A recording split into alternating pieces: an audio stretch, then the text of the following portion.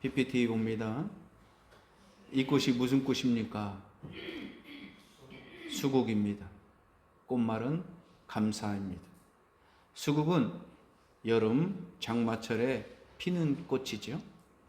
햇볕보다 물이 필요한 것입니다. 이 꽃의 특징이 있습니다. 토양의 산도에 따라서 색이 달라집니다. 흙이 산성이면 푸른 빛을 띠고, 중성이면 보랏빛을 띠고, 알칼리성이면 분홍빛을 띱니다. 뿌리가 어떤 땅에 닿느냐에 따라서 꽃의 색깔이 달라지는 거죠. 이 모습은 마치 우리의 감사와도 같습니다. 감사는 상황이 아니라 마음의 토양에 피어나는 꽃입니다. 환경이 아니라 뿌리에 어디에 내렸는가에 따라서 감사의 색깔이 달라집니다. 하나님 안에 깊이 뿌리 내린 사람은 어떤 환경 속에서도 감사의 빛이 비춰지는 겁니다. 다음, 이 꽃은 무슨 꽃입니까? 초롱꽃입니다. 이 꽃은 흔하게 볼 수 있는 꽃이시죠. 작고 고개를 숙인 듯한 모습으로 종이 울리는 모습으로 있습니다. 그래서 옛사람들은 이 꽃을 보면서 겸손한 감사의 상징이다 라고 불렀습니다. 소리 없이 피어나지만 그 모습을 보는 이들의 마음을 잔잔하게 울립니다. 감사도 이와 같다라는 거죠. 크게 드러나지 않아도 묵묵히 자기 자리에서 피어내는 작은 감사가 하나님 앞에서 아름다운 향기, 예배가 된다라는 겁니다. 감사라는 말이 무슨 말입니까? 우리는 흔히 누군가에게 도움을 받았을 때 감사합니다 라고 말합니다. 여기서 감사라는 말은 느낄감, 살해할 사, 마음으로 느끼고 입으로 인사하다라는 뜻입니다. 그래서 세상의 감사는 누군가 나에게 잘해줬을 때, 내 일이 잘 풀려졌을 때, 결과가 좋을 때 자연스럽게 나오는 말이죠. 하지만 그런 감사는 조건적이고 일시적인 겁니다. 환경이 바뀌어지면 감정도 흔들리죠. 그리고 감정이 식으면 감사도 사라집니다. 결국 세상의 감사는 결과의 산물입니다. 하지만 성경의 감사는 이와 다릅니다. 믿음의 결단입니다. 눈에 보이는 현실이 아니라 하나님의 섭리와 하나님의 주권을 신뢰할 때 나오는 감사입니다. 그래서 구약의 감사라는 말은 손을 내뻗다, 고백하다, 찬양하다, 감사하다라는 말입니다. 이는 단순한 감정이 아니라 손을 들고 마음을 들이고 삶으로 고백하는 예배의 행위, 감사라는 거죠. 하나님과의 언약적 관계가 되었다라는 것에 대한 감사를 말하는 거예요. 이게 신약의 감사라는 말은 하나님의 은혜에 대한 반응을 믿음으로 고백하는 것을 말합니다. 예수님의 십자가의 은혜를 통해서 내가 구원받았다, 하나님의 자녀가 되었다, 그러기에 마땅히 감사하는 것을 말하는 겁니다. 그래서 신약의 성경에는 감사를 언제 하라 이렇게 말하고 있냐면, 첫째는 항상 감사하라라고 말해요. 데살로니가전서 5장 18절, 범사에 감사하라. 이것이 그리스도 예수 안에서 너희를 향하신 하나님의 뜻이니라. 아멘.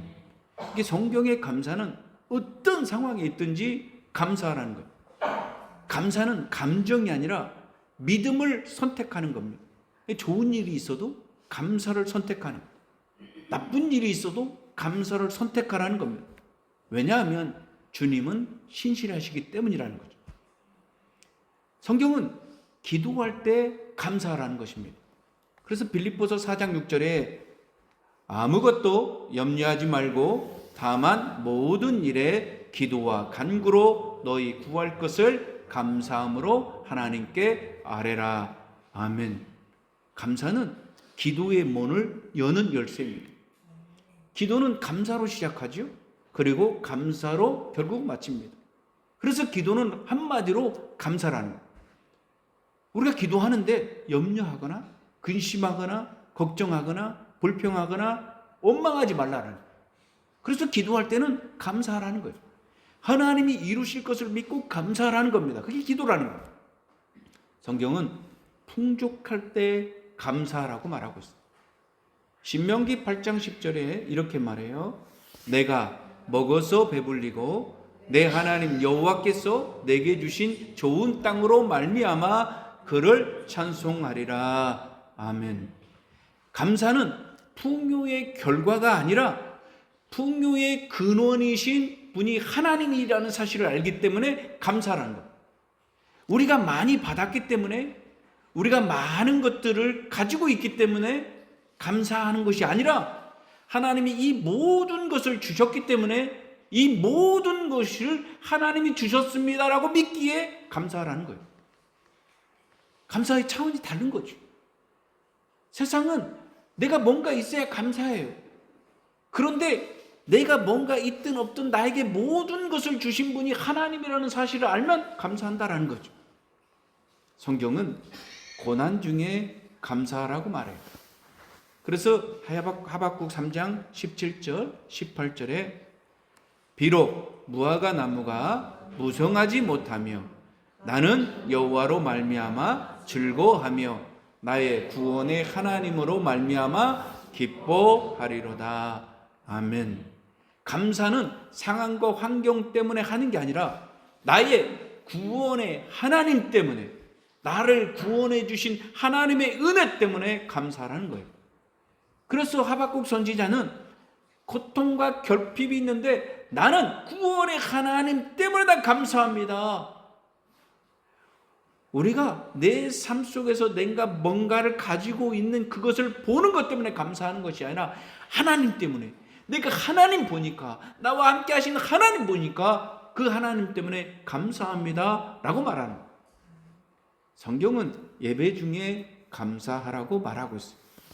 시편 100편 4절 감사함으로 그의 문에 들어가며 찬송함으로 그의 궁전에 들어가서 그에게 감사하며 그의 이름을 송축할지어다.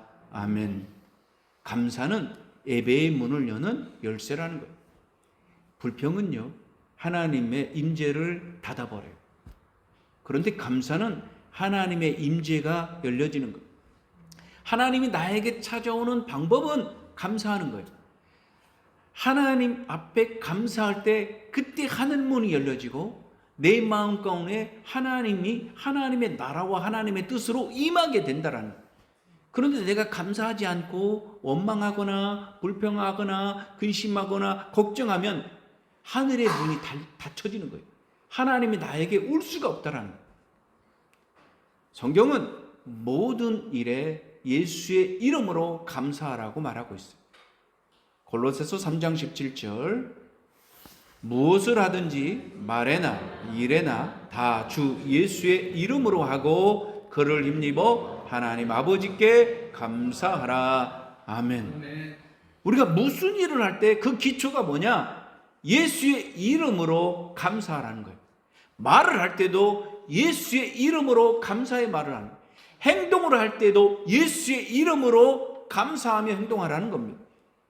그것을 다른 말로 영적 예배, 살아있는 삶의 예배라고 말할 수 있는 거예요. 성경은 성찬을 통해서 감사하라고 말하고 있습니다. 마태복음 26장 27절에 또 잔을 가지사 감사 기도를 하시고 그들에게 주시며 이르시되 말씀해요.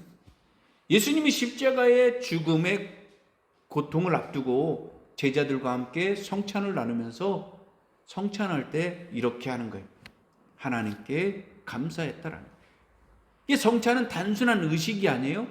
감사의 절정의 표현이라는 거예요. 주님의 십자가의 은혜를 기억하면서 나도 주님처럼 그렇게 감사하며 살겠습니다 라고 결단하는 것이 성찬입니다. 그러니까 우리가 매월 한 번 우리는 성찬 예식을 하는데 그냥 그 성찬이 그냥 성찬이 아니에요. 내 인생의 내 삶의 내 모든 것들의 감사의 절정이 이 성찬을 통해서 하나님 앞에 감사하는 거예요. 성경에서 말하는 감사는 감정이 아니라 믿음의 고백이라. 하나님이 기뻐하시는 거룩한 예배, 거룩한 살아있는 예배라는 거예요. 그래서 시편에는 이렇게 말씀하고 있어요. 시편 50장 50편 23절 감사로 제사를 드리는 자가 나를 영화롭게 하나니. 아멘. 감사하는 자가 하나님을 영화롭게 한다. 감사하는 자가 하나님을 예배하는 거라는 거예요. 그래서 예배는 감사라는 거예요. 감사는 곧 예배라는 겁니다. 감사는 우리에게 주는 유익이 있습니다. 그 유익이 뭘까요? 일상에서 감사는 몸을 치료합니다. 마음을 회복시킵니다. 관계를 세워가게 합니다. 영혼의 변화를 일으킵니다. 감사는 의학적으로, 심리적으로, 관계적으로, 영적으로 우리에게 대단한 유익을 주는 거예요. 의학적으로 감사를 살펴보면 감사는 몸을 치료하는 약이라는 거예요. 감사는 인간의 뇌와 몸의 실제적인 변화를 일으킨다는 거예요. 의학 연구에 따르면 감사할 때 행복 호르몬이 활성화되고 스트레스 호르몬은 감소가 된다는 거예요. 우리가 감사를 느낄 때 뇌에서는 도파민과 세로토닌이 분비된다는 거예요. 이 두 물질은 기쁨과 안정감을 높이고 우울증을 완화시킨다는 거예요. 미국의 UC 버클리 대학의 연구팀에서 발표한 결과 매일 감사 일기를 썼던 사람은 행복지수가 25% 이상 상승했다는 겁니다. 감사는 스트레스 호르몬인 코르티솔을 낮추어서 혈압을 안정시킨대. 면역력을 강화시킨대. 그래서 감사하는 사람은 심장 질환의 위험으로부터 보호하고 수면의 질을 향상시킨다고 합니다. 이게 하루 우리가 마감할 때 감사로 잠이 들면 그 사람은 몸과 마음이 동시에 안식과 회복이 일어난다. 성경도 그렇게 표현하고 있어요. 잠언 17장 22절. 즐거운 마음은 양약이라도 근심하는 마음은 뼈를 마르게 하느니라. 아멘. 심리적으로 감사는 마음을 바꿉니다. 감사는 불안한 마음을 평안으로, 부정적인 사고를 긍정의 사고로 바꿔버려요. 불평은 현실을 어둡게 만듭니다. 그런데 감사는 현실을 밝게 만드는 거예요. 하버드 의학 연구팀은 감사를 표현한 사람은 그렇지 않는 사람보다 행복감이 높고 우울증을 30% 낮게 만들었다 발표를 했습니다. 감사는 마음의 면역 체계와 같는 것 같아요. 그래서 감사는 부정적인 감정의 회로를 끊어버리고 긍정적인 감정과 만족감을 강화시키는 신경인식을 훈련시키는 겁니다. 그래서 감사는 없는 것을 보는 게 아니에요. 감사는 남아있는 것을 보는 겁니다. 우리가 물컵을 볼 때 감사하는 사람은 어떤 사람이에요? 남아있는 거, 이만큼 남았네? 라고 감사하죠. 그런데 불평하는 사람은 이것밖에 안 남았네? 없어진 것을 보는 거죠. 지난주 다니엘 기도의 강사로 와플 대학의 손정희 대표 장로님이 나왔습니다. 그는 한때 사업이 완전히 무너져서 통장에 30만 원 밖에 남지 않았다고 고백합니다. 그때 그는 이렇게 생각했어요. 남은 30만 원 가지고 무엇을 할까? 그리고 결심합니다. 붕어빵 장사해야겠다. 리어카를 사서 장사를 시작했습니다.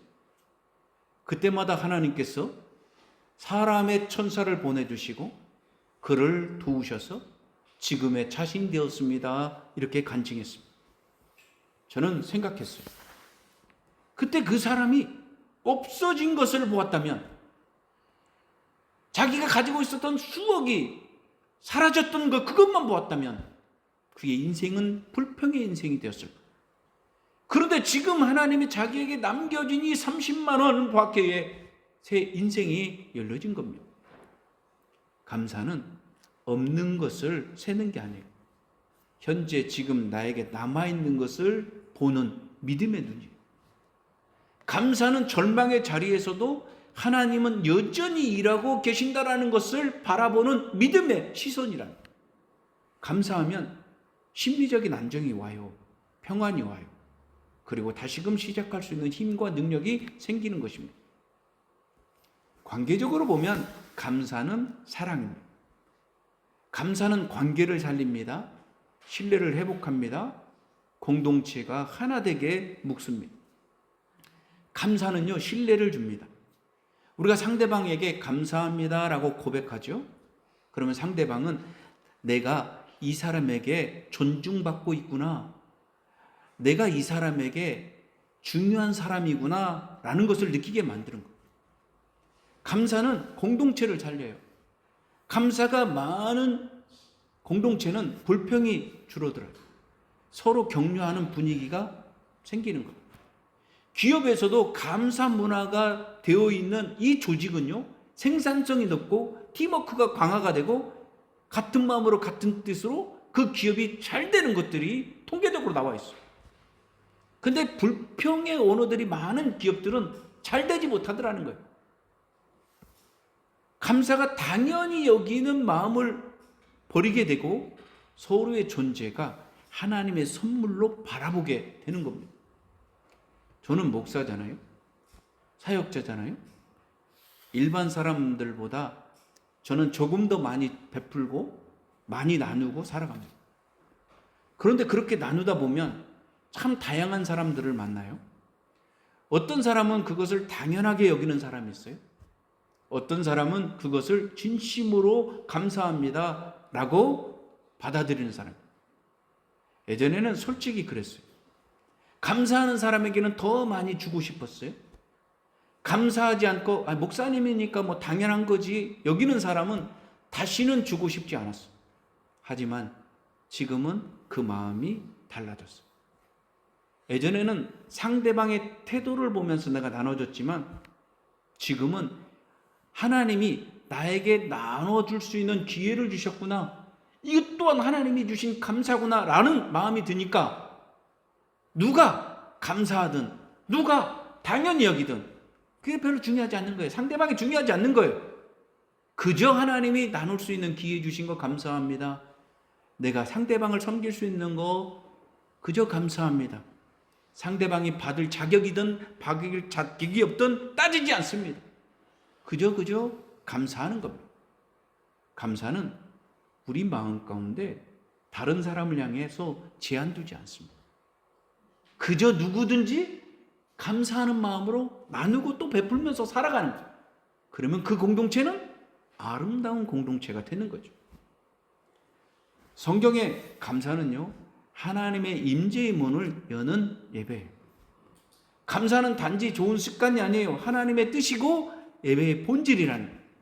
감사는 기적을 여는 열쇠이고 기도의 첫걸음입니다. 감사는요, 우리 안에 살아있는 믿음을 주는 거예요. 그래서 이 감사가 들어오면 몸의 치유가 일어나요. 마음의 회복이 일어나요. 관계망이 주님의 공동체가 이루어지게 해요.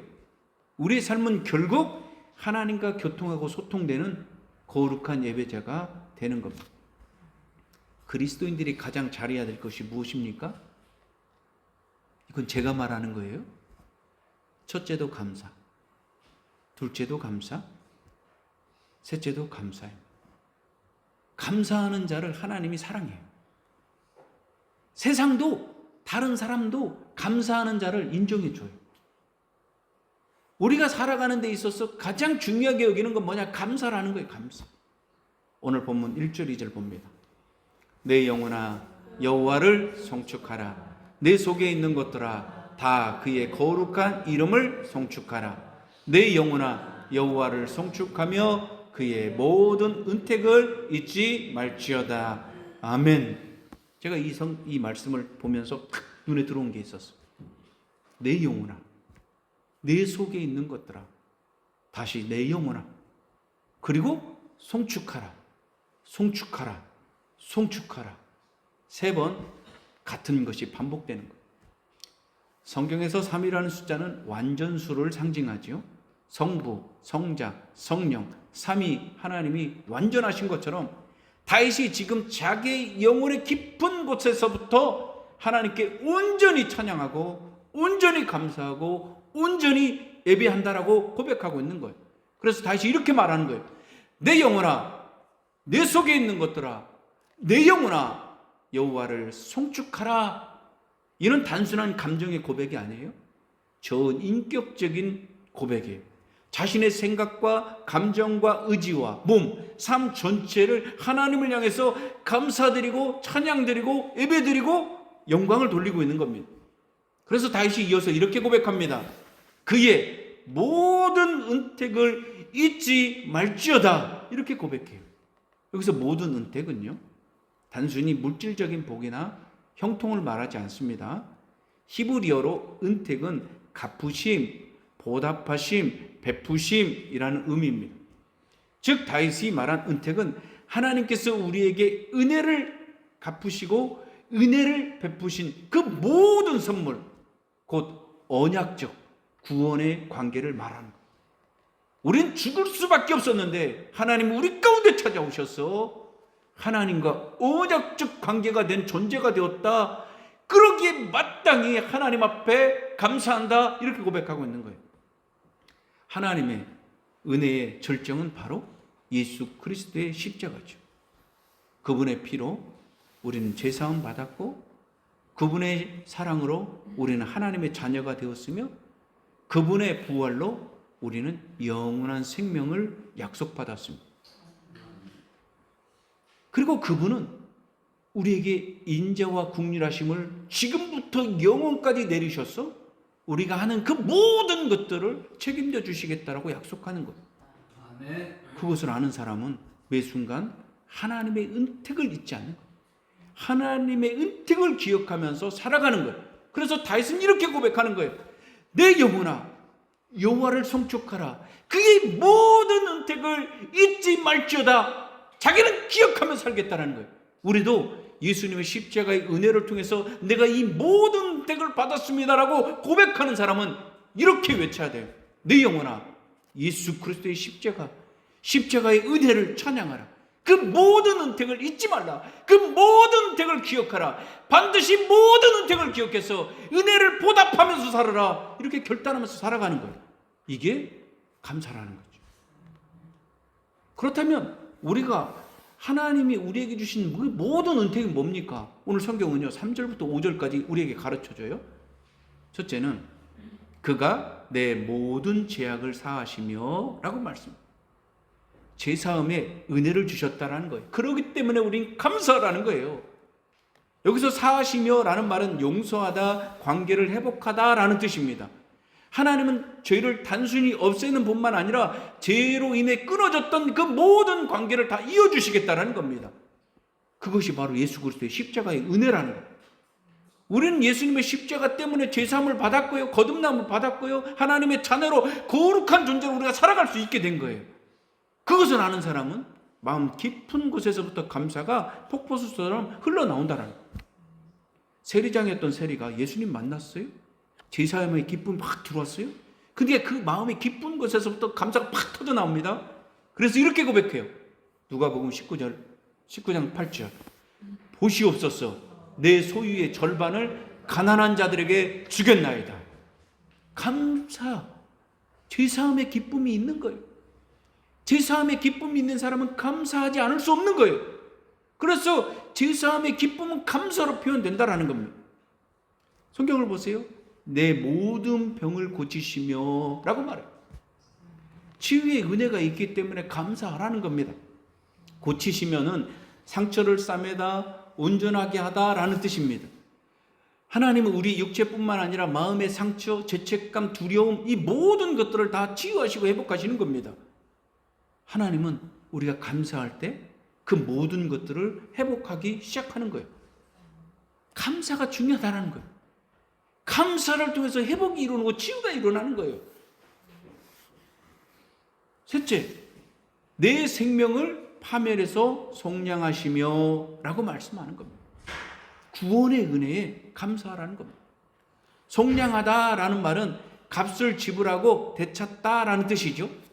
이게 예수님의 십자가를 통해서 바로 하나님의 구원이 완성된 것입니다. 예수님의 십자가의 보혈을 믿음으로 우리는 저주에서 축복으로, 사망에서 생명으로, 지옥에서 천국으로, 사단의 자녀에서 하나님의 자녀가 된 겁니다. 구원의 확신을 가진 자는 감사하게 돼 있다니까. 구원의 확신을 가진 자는 다니엘이 음모와 유업 속에서 죽음 앞에서도 하루에 3번 무릎을 꿇고 기도한 것처럼 주님 앞에 감사하는 삶을 살아갈 수 있다는 거예요. 구원의 확신이 감사하게 만드는 거예요. 왜 나에게 감사가 없습니까? 주님이 나에게 주셨던 그 구원의 확신이 사라져버린 거예요. 은혜가 사라져버린 거예요. 성경을 봅니다. 인자와 긍휼로 간을 씌우시며 존귀의 은혜가 있기에 감사하라는 겁니다. 관을 씌우시며 라는 말은 영광으로 감싸다, 존귀로 돌려 세우다 라는 뜻입니다. 여기서 말하는 인자는 언약에 근거한 하나님의 변치 않는 사랑을 말하는 거죠.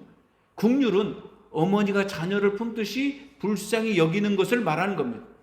그러니까 하나님이 인자와 긍휼로 우리를 대하시기 때문에 우리는 감사하라는 겁니다. 우리가 다른 사람을 향해서 은혜와 긍휼의 주님의 마음을 가지고 나아갈 때, 감사함으로 나아갈 때 거기에 주님이 함께 하신다라는 거예요. 감사는 이런 가난한 마음, 주님의 마음 가질 때 주님이 우리 가운데 임하셔서 우리를 존귀한 이름으로 세워주시는 거예요. 좋은 것으로 내 소원을 만족하게 하시며 라고 말씀하죠. 공급의 은혜를 주시기에 감사라는 거죠. 하나님은 우리의 필요를 아십니다. 그래서 우리가 원하는 것보다 하나님은 더 좋은 것으로, 선한 것으로 채워주십니다. 그것을 믿고 감사하라는 거죠. 예수님이 오병이어 기적을 일으킬 때 떡 5개와 물고기 2마리를 들고 하늘을 우러보면서 어떻게 하십니까? 감사했다라고. 감사하니까 그 손길 위에 하나님의 기적이 임했다라는 거예요. 모두가 배불리 먹고 12광주리가 남았다라는 거예요. 여러분, 우리의 소원이 이루어지고 우리의 필요가 채워지는 건 뭐냐? 감사하라는 거예요. 감사하라는 거예요. 주님이 이루실 것을 믿고 감사하라는 겁니다.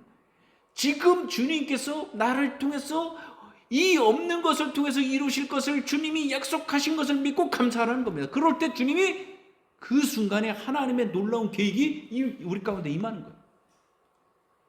마지막으로 봅니다. 내 청춘을 독수리같이 새롭게 하시는도다. 새 은혜가 있기에 감사하라는 겁니다. 여기서 새롭게 하다라는 말은 새 힘을 주다, 다시 일으키다라는 말입니다. 독수리는 낡은 깃털을 떨어뜨리고 새 깃털로 다시 날아오르는 겁니다. 하나님은 낙심한 영혼에게 새 힘을 주시고 새 능력을 주시는 거예요. 그러기에 낙심한 영혼들은 뭐 해야 돼요? 감사하는 거예요. 감사하는 거예요. 바울과 실라는 옥에 갇혔습니다. 그런데 거기에 좌절하지 않아요.